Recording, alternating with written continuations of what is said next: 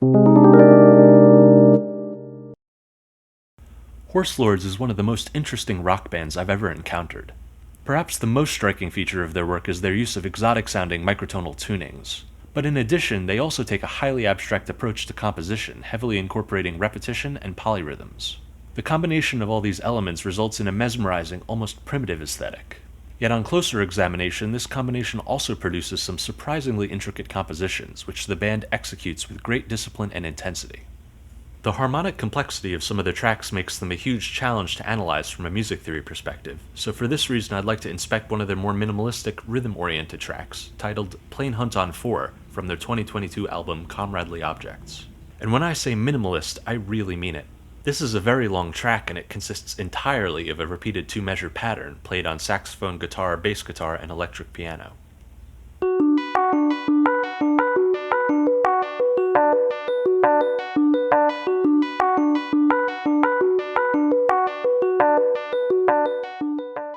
Repeating for over 8 minutes, this amounts to just under 84 repetitions of the exact same pattern, played with no compositional variation whatsoever. The drums that accompany this pattern do develop slightly as the track progresses, but still, can a track this long and repetitive really be that interesting? As it turns out, Plain Hunt on 4 is absolutely fascinating in an almost mathematical way. Maybe you've already started to see or hear one of the patterns within the pattern. To me, the most readily apparent detail is that these 4 instrumental parts are actually the same part, staggered by multiples of 2 beats across the span of 2 measures. Perhaps color-coding the notes will help if you're having trouble seeing this. While the stereo separation and timbral differences between the instruments do help them stand out, let's isolate each instrument for full clarity.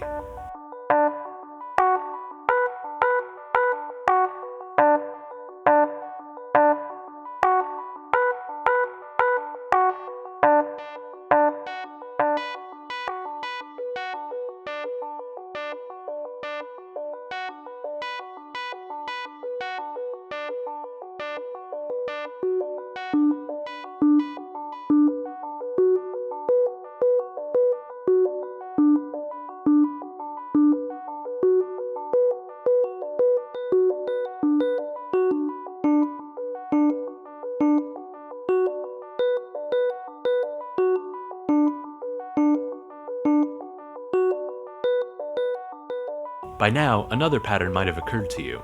While each sequence consists of 8 notes, the notes only have 3 distinct combinations of pitch and duration: dotted eighth notes playing a B, quarter notes playing an F sharp, and quarter plus 16th notes playing a D. The pattern is also perfectly symmetrical, with this half of the pattern being the exact reverse of the other half. The most remarkable part of all this to me, though, is how precisely multiple copies of this sequence interlock with each other.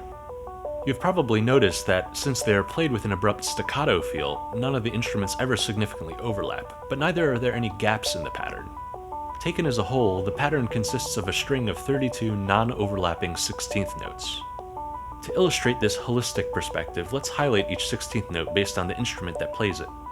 The order in which the instruments take turns playing does not appear to follow any obvious visual pattern here, but there is something significant about this that will become clear later on. At this point, however, I should point out that Horse Lords did not invent this pattern entirely from scratch. The overall execution of this track is very much their doing, but much of this pattern actually draws from a slightly obscure 17th century musical tradition, the art of change ringing. This technique was first developed in the bell towers of churches. Imagine you are ringing a large, heavy church bell. Once you get it moving, it's difficult to get it to slow down or speed up. It will pretty much ring at a constant rate, determined by the size and weight of the bell. Therefore, if you are ringing multiple bells in sequence, you're pretty much locked into whatever order you start with. At one point, however, bell ringers realized that if you mounted the bell on a vertically oriented wheel with a long arc of movement, you could exercise a certain degree of control over the bell's exact timing.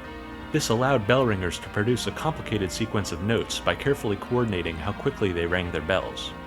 With this technique, they could still only advance or delay their bell by a little bit, and so the defining quality of what became known as a change ringing pattern was that each bell could only move one space in its sequence. To visualize what I mean, here are 6 bells that I am ringing in a particular sequence. Each bell is ringing once every 6 notes. If I wanted to, for instance, ring this G bell slightly faster, I could swap it into the 3rd position. During the transition between these two sequences, the G bell rings after 5 notes instead of 6. Likewise, the F-sharp bell, now in the 4th position, rings after 7 notes. These changes in timing are small enough that they are still possible on large, inertial church bells. But as you can imagine, there are all kinds of patterns you can create from this general rule, often with multiple sets of bells swapping positions at the same time. These days, change ringing is not just for church bells, but also a niche hobby often performed with handbells.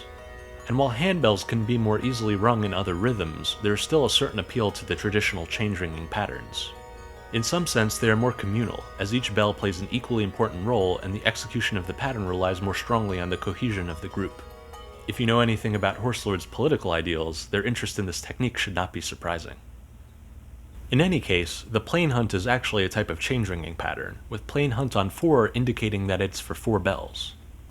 The essential concept behind this pattern is that each bell follows a course of increasing position from first to last, and then decreasing position from last to first. The intersections in this diagram represent where 2 adjacent bells swap positions. I adapted this diagram from one I found on the website of Thomas A. Alspaugh, without which this video would have probably been much shorter. I'll put the link in the description if you want to read more about the plain hunt and other change ringing patterns. Really, this diagram is an almost perfect visual portrayal of this track's main rhythmic idea. Or maybe it's the other way around, the track being a perfect auditory portrayal of this visual pattern, which reminds me almost of woven strands of fiber. Horse Lord's plain hunt on 4 is like an auditory weaving.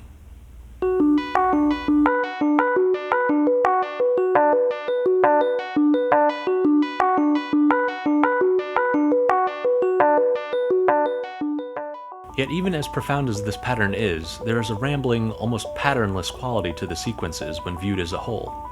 As it turns out, this is a direct result of the plain hunt's mathematical underpinnings. Looking at the diagram, a given bell occupies each position only twice. And since 2 of the 3 other bells do not share its axis of symmetry, this guarantees that the overall sequence of bells contains no repetitions. In other words, each 4-bell sequence occurs only once in the whole pattern. Looking back at our sheet music, where the different instruments stand in for different bells, you can see this lack of repetition in the order each instrument plays in. But there is a key difference between traditional change ringing patterns and the interpretation that Horse Lords uses for this track. Namely, in traditional change ringing, each bell plays only one pitch. Here, each instrument is playing a series of different pitches. To begin with, this makes it much more difficult to identify each individual instrument by ear, since you cannot simply listen for the single pitch that marks each individual bell. But it also produces a new pattern based on the order of pitches instead of the order of instruments. As I pointed out earlier, the pitch is tied to the duration of the note, which in turn is determined by the instrument's course. And since the course repeats on a different instrument every 2 beats, so does the sequence of pitches. If we highlight these pitches like so, the pattern becomes abundantly clear, a repeated pattern of 8 notes, F sharp D, B F sharp, D B, D B.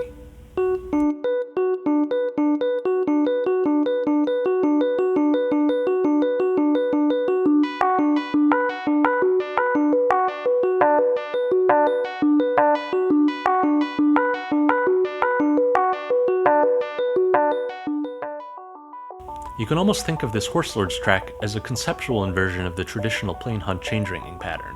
Whereas church bells play this pattern so that the order of pitches does not repeat, Horse Lords plays it so that the timbre of its instruments does not repeat. And while church bells play the pattern with a single instrumental timbre, Horse Lords plays the pattern with a single repeated pitch sequence. Of course, there is a whole other element that we haven't discussed yet, the drums, which accompany the rest of the instruments throughout the entire track. They begin with a mercifully simple pattern, which repeats once every measure and consists of kick drum and hi-hat hits.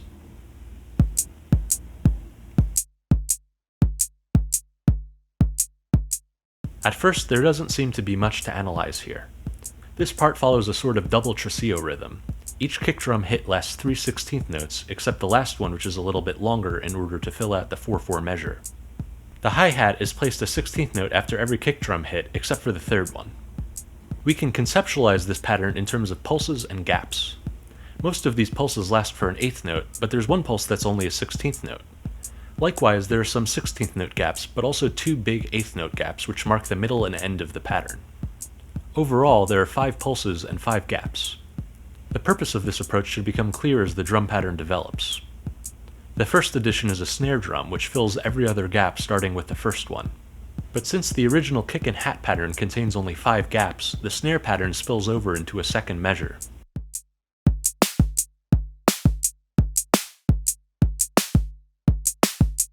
This structure is somewhat reminiscent of a 5-on-2 polymeter, except in a polymeter the pulses and gaps are equally sized beats or beat divisions. Here they are uneven.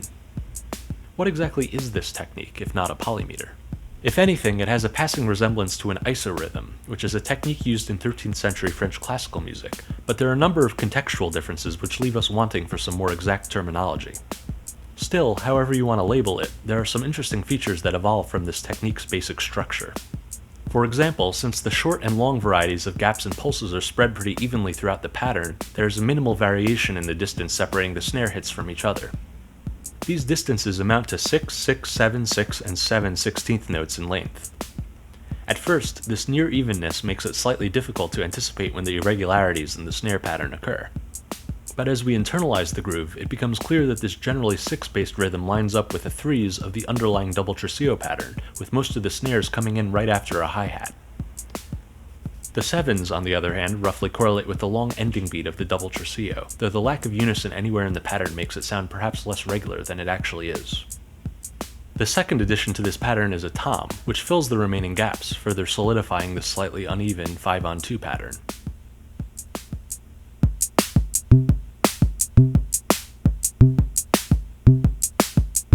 And of course, all these observations about the snare pattern go just as well for the tom pattern, since the two patterns are essentially symmetrical. Another interesting feature of the overall drum pattern is the particular placement of the snare or tom within these larger gaps. In the first large gap of each measure, the drum hit is placed on the second 16th note, whereas in the second large gap it is placed on the first 16th note. As a result of this positioning, the 2-measure drum pattern can be divided into 4 rhythmic sections, each consisting of 7 16th note hits, followed by a 16th note rest. So what does this drum pattern have to do with the change ringing pattern played by the other instruments? At first listen, there may not seem to be much of a relationship between them, but the more closely you investigate, the more similarities you will find.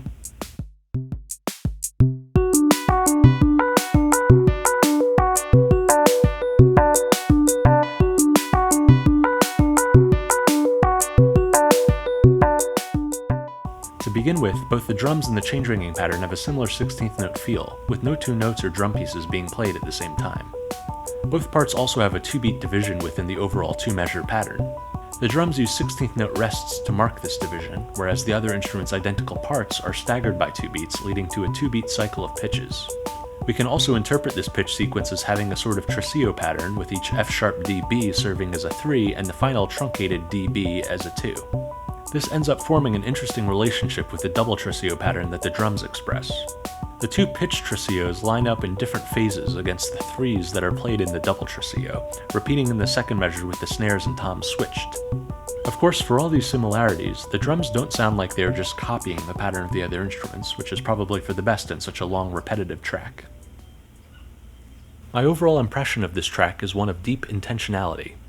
Every part can be seen from multiple perspectives and is intimately connected or contrasted with many other parts and perspectives. However, there is one aspect of Plain Hunt on 4 that we have not yet explained, an aspect that was perhaps hiding in plain sight. We've looked carefully at the sequence of pitches, but not at the pitches themselves. Why is it that the 3 pitches are specifically D, F sharp, and B? Is there something special about this B minor chord that relates to the structure of this track? You might recall me mentioning that Horse Lords is known for using microtonal tunings. In particular, they use just intonation, where notes are tuned so that the frequencies form exact whole number ratios. In most of their other tracks, Horse Lords utilizes these tunings to produce strange and vibrant new harmonic sounds. But in Plain Hunt on 4, the usage of just intonation is much more subtle, though no less important. This B minor chord does not use the slightly out of tune minor third found in our normal equal temperament tuning. Instead, Horse Lords uses a just minor third, which comes to around 315 cents.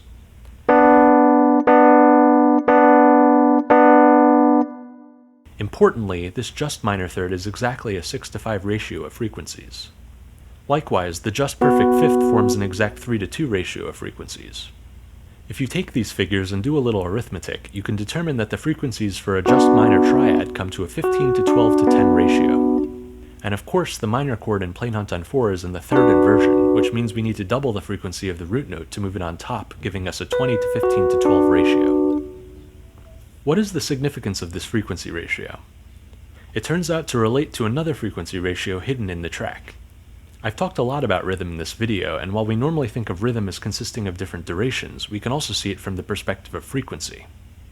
All frequency is the number of events per unit time, and in this sense it is merely the inverse of duration, the amount of time per event. For example, if we have a tempo of 2 pulses per second, it should be pretty obvious that the duration of each pulse is half a second. Back when we were examining each instrument in isolation, I pointed out how every note was either a dotted eighth note, a quarter note, or a quarter plus 16th note. The relative durations of these notes form a 3 to 4 to 5 ratio. Since frequency is the inverse of duration, let's invert the values of this ratio. Now we have 1/3 to 1/4 to 1/5. To simplify, we can multiply all these fractions by a common factor, and lo and behold, the ratio comes out to 20 to 15 to 12. So in other words, the relative duration of each note in the pattern, when described as a frequency, corresponds exactly to the relative frequency of the note's pitch. Taking a step back from the math, you can see that the high frequency note B is played most quickly with short dotted eighth notes, while the lowest frequency note D is played most slowly with long quarter plus 16th notes. This is a truly obscure idea to incorporate into the track, but it just goes to show how absolutely nothing here is accidental. Now you can see why a pattern lasting only 2 measures provides enough interest for an 8-minute long track. There are so many patterns and concepts to perceive that 8 minutes may not even be enough time to ponder everything.